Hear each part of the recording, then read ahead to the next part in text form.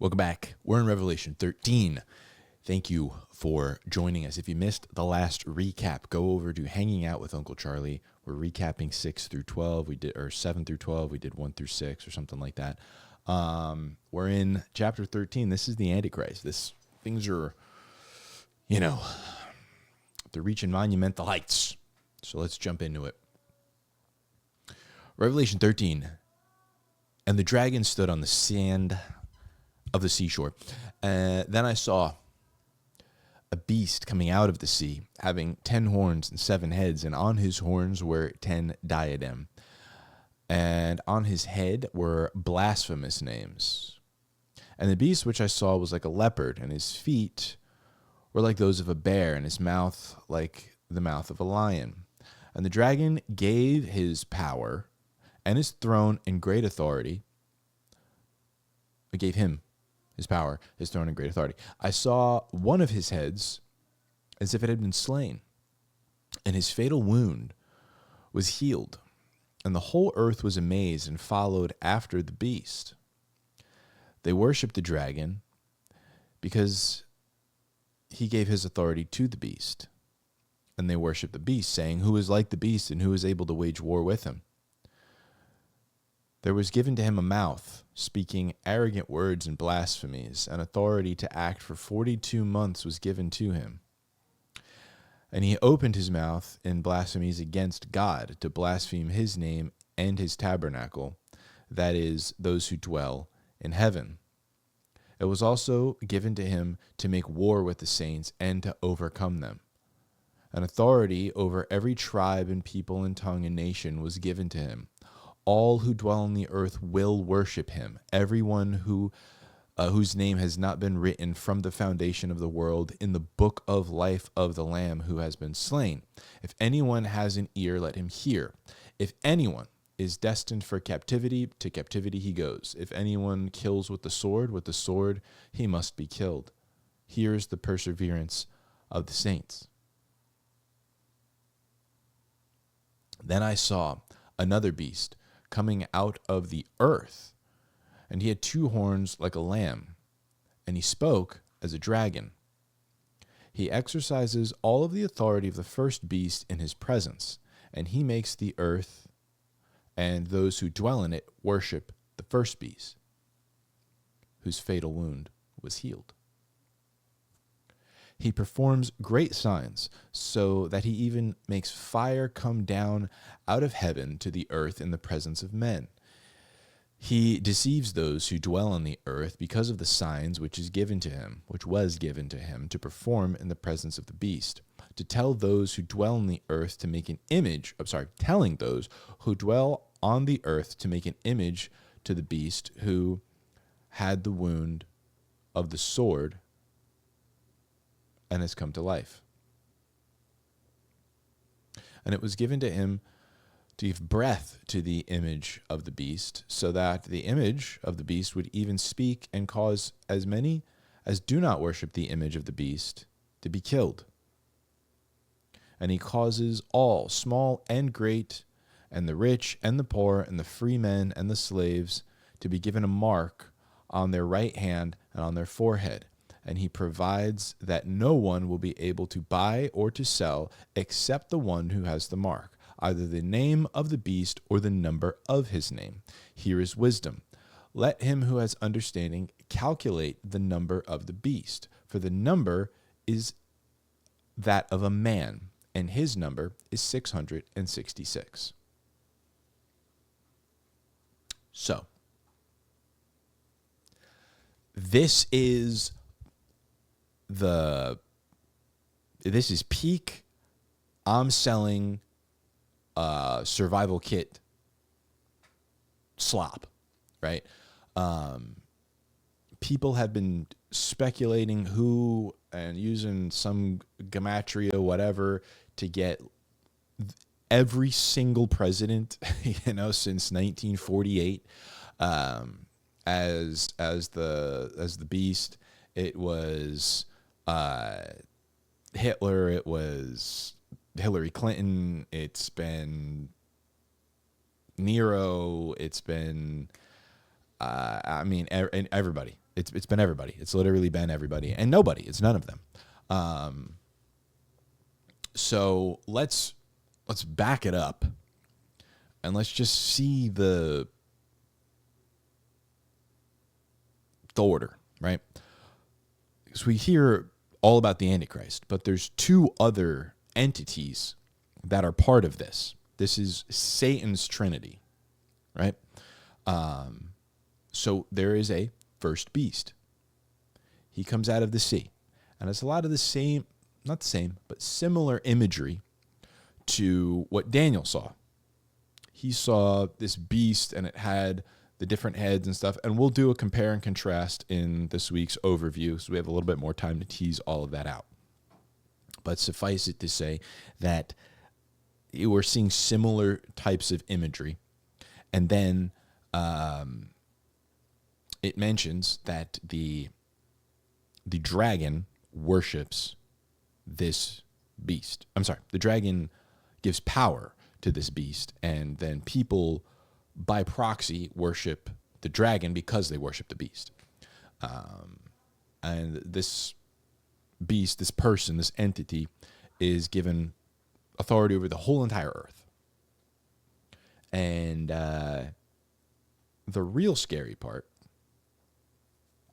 is that not only does he blaspheme against God and his name and his tabernacle, but it was also given to him to make war with the saints and to overcome and overcome them, which basically this is extermination campaign, and win, to overcome them. And authority over every tribe and people and tongue and nation was given to him. All who dwell on the earth will worship him.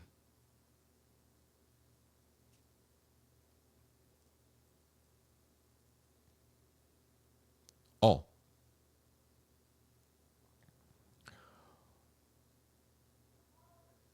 There's a little bit of consolation here, and people don't like the predestination, whatever. They don't like that. All who dwell on the earth will worship him, everyone whose name has not been written from the foundation of the world. So we'll get into, is who's going to heaven already set or not?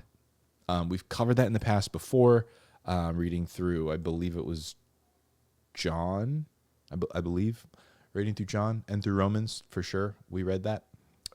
We touched on that, teased that out a bit. But here again, we're making another mention of it. I don't even think we covered this portion, but this is the folks whom God already has ordained be destined for eternity. When they go through this, we're not losing anybody, is basically what this is saying. He's not getting anyone who wasn't got. He's not stealing anyone. He's not stealing anybody. It's like, oh, if it wasn't for the dang beast, if it wasn't for all of the pressure, if it wasn't for all of the persecution, they would have been fine or whatever. It was because of, just how hard it was. Nope.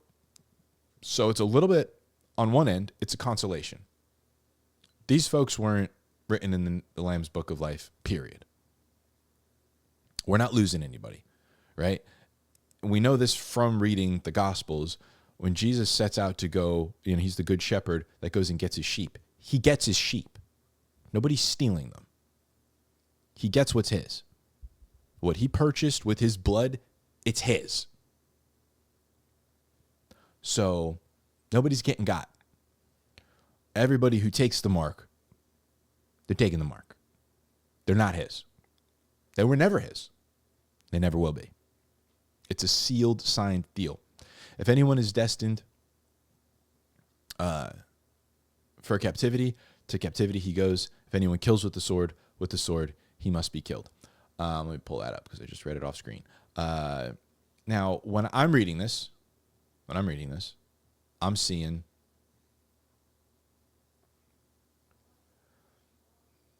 if you are a saint, right? You get captured. You go into capture. You're going to jail. You're going to prison. You're going to starvation camp, concentration camp, whatever it is. And if you defend yourself and kill your assailants, your captors, you'll be killed. Plain as that simple. You're either going to get taken into captivity or you're going to fight back and you will be destroyed. Here's the perseverance of the saints. So, pretty cut and dry. This guy has a global empire, or, and we'll touch on this, the beast may be made up of like a group. The Antichrist may not be, it could be, it probably is, because it says him, but we're also seeing a personification, we're seeing something. So, not saying that it's a group, but he is the head of an organization. And that's what like that 10 diadem. We'll get into that though. Yeah. So then there's a second beast, and we don't talk about this one as much. This is the prophet. This is the second person of the evil trinity, whatever, the anti-trinity. Second beast, 2 horns, like a lamb, and he spoke as a dragon, as a devil, as a deceiver. He exercises all the authority of the first beast in his presence. So he speaks for the beast, for the first beast. When he's acting, he's prince kind of deal. When Big Beast, if there's an audience, if they're together, second beast has the floor. He performs wonders. This is where we're dipping in and out of metaphor here. He's obviously being specific in that there is going to be an entity, a person who's doing this, but then great signs, make fire come down out of heaven. It's like, okay, there's, personally, me, doubt that this guy's calling fire down from heaven. This may be the ability, this might be figurative for war. Again, we're not getting into all the different lexicon here and teasing out all the different translations and languages and such. We're just doing plain, just taking it at face value. Fire down from heaven is typically like a sign that there is divine power behind you. So Elijah would do this. He would call fire down from heaven. And you got to remember, we're not seeing things linearly. We read about the 2 witnesses, but the 2 witnesses are beefing it out with this guy. So this is very similar to a Moses situation where Moses and Aaron are performing these signs. They're rocking together, 2 witnesses. They're performing, and they're before the Pharaoh, and the Pharaoh's priests and prophets and sorcerers are doing similar things, right? We read, and we will read, we didn't do it yet, but we will read that Moses throws a stick down, it turns into a snake. His sorcerers throw their sticks down, they turn into snakes too, but Moses just gobbles them up. So it's almost like a competition of who's more powerful. He turns water to blood, or the river to blood, they turn a little cup of water to blood, that kind of deal. So it's got that kind of vibe here. The 2 witnesses can call fire down from heaven and shut the sky up and do all the different things and cause plagues whenever they please. And this beast is also doing similar things. It was given him to give breath to an image. So now there's a third entity now, right? So you got beast 1. He's got all the power. It wages war against the saints. Beast 2 is the spokesperson for the beast when he's with the beast. The first beast. This is what they call his prophet. And for the sake of just continuing through this, we'll call this the prophet. The beast, the prophet. The Antichrist, the prophet, and the image. The prophet gives life to the image or the, I mean, I think it's pretty well established now that this is going to be some sort of AI humanoid thing. This might be the first integration. The Prophet may be the first integration, the first like sentient robot thing, but this is going to be, I think, where we're at and what this thing can do. This is going to be the algorithm. It's going to be the AI sentient whatever, the consciousness, the AI consciousness, the artificial consciousness. It's going to be modeled after the beast or made in his honor or whatever. It's going to be like, they're going to be akin. So this new leader is going to rise up. He's going to be given all of the authority. He's going to be the leader of the globalist regime. He's going to have a second-hand man who's going to do all the crazy stuff, all the signs and the wonders and, you know, rain fire down, whatever that is, just annihilate places, missiles, whatever the fire is symbolic of. And then that prophet, that vice, whatever it's going to be, is going to commission this thing in honor of the Antichrist. Let's bring this back up.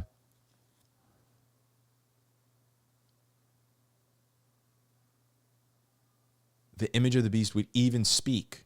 So this is particular. It's not normal, obviously, for a sculpture or something, an image, a picture, to speak, but this thing can, which just, I mean, it just screams AI. And causes as many as do not worship the beast to be killed.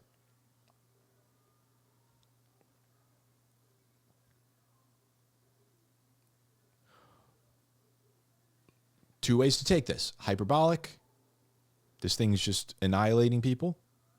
Saints, obviously. There's no one else that's not taking the mark. Or it's literal. And there is not a rapture. That's not how we get to heaven. We're all killed. We're all martyred.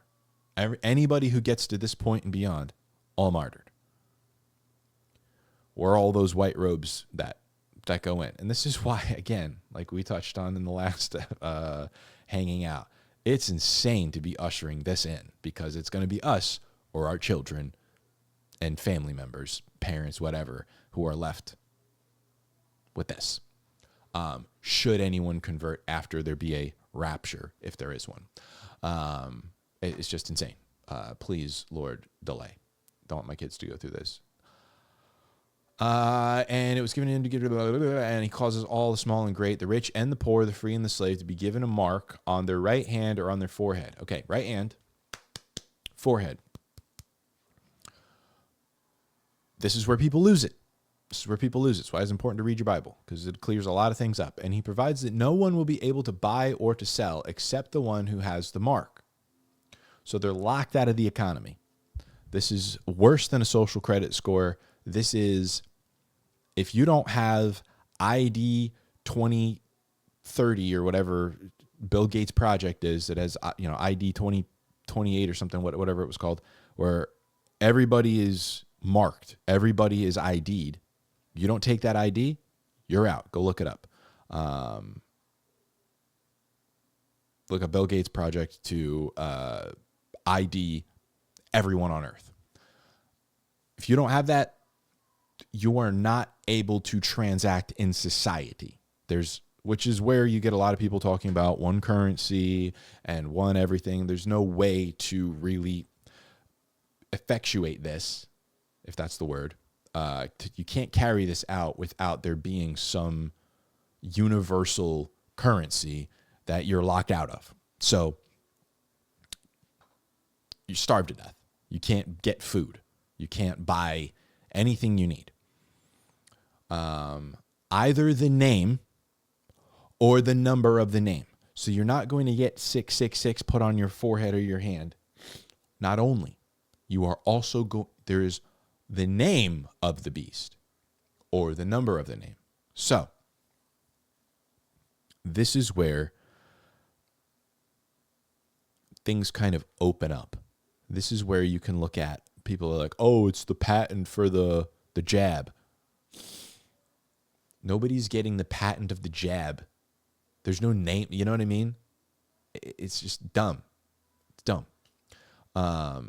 Because there's all a bunch of different names. You know what I mean? It's just like you're reading too much into it. You got to take the whole thing. The number is the or. It's the after. It's probably less common.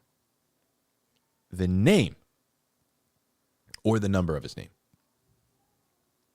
The way that they write most of the time is that the more important or more common thing comes first, and then the second one is an afterthought. Ish, not afterthought-ish, but whatever. It's lesser. So we're looking for a name.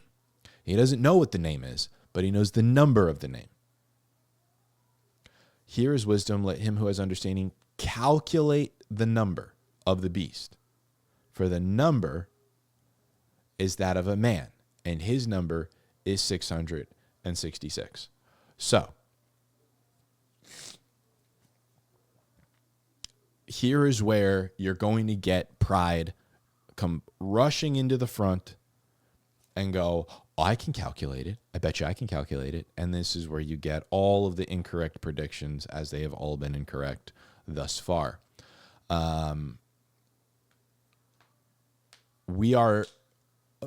Most prophecies, and we touched on this in Daniel, at the end of Daniel, are not made so that we know specifics about what is coming, because then we can act upon them.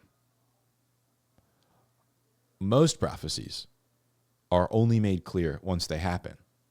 You look back and you go, oh, snap, dude. It was just specific enough. Dang. All right, when we read Daniel and he was talking about this guy will come to power without like conquering anything. He's just kind of going to weasel his way into power. And then there would be a marriage that goes south. And then there would be like a betrayal through the marriage and all that, whatever. It's general enough, but specific enough that you don't know exactly what that means. There's a bunch of weasels in there. Everybody's like, oh, it's going to be him. It's going to be him. It's going to be right. And then it happens. And you go, oh, it just happened. That guy. We thought it was going to be all these dudes, but that guy just weaseled his way in. Now we need to be looking for an arranged marriage thing that goes south, and then a betrayal from that. And then it happens. You go, oh, that was it. That was it. We know what to look for next. Okay, it fits. Now we know what the next piece is. So we have all of these things happening. You're going to be able to detect who the beast is and all of these subsequent things happening, so that you know the mark, because you're going to be able to go, okay, the name or the number of his name is going on to this thing. We don't know what his name is. Gematria, whatever, is super, super general.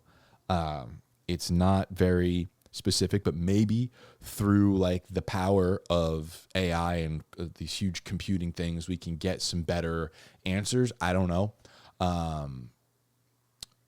There's ideas out there that it is like, and we'll cover this more, but this is the last little portion. There's ideas that it is Arabic crossed swords thing or something like that. It's not.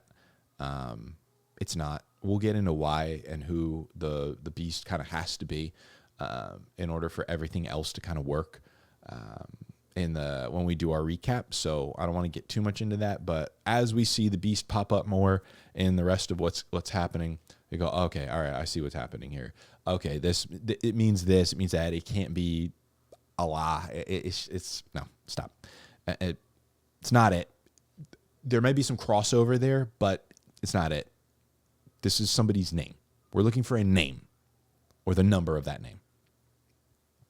All right. So we'll get into theories and stuff. I don't want to waste. That's not what this channel is for. It's not for the theories. It's not for getting into that. If you want to hear more about that, Saturday, after we're done with this week's readings, we'll recap it on Saturday. I got I got all the theories and the possibilities and the high likelihood ones. And I got a theory of my own that I don't know if anybody's heard. I spoke with my dad about it, and it's he said, I've never heard that. That's pretty interesting. So I don't know. We'll see. I'll do some research on it and see if it actually holds up. I'll share it with you anyway, even if it doesn't, because what's one more? Anyway, thank you for watching. I will see you in the next one. Read your Bible.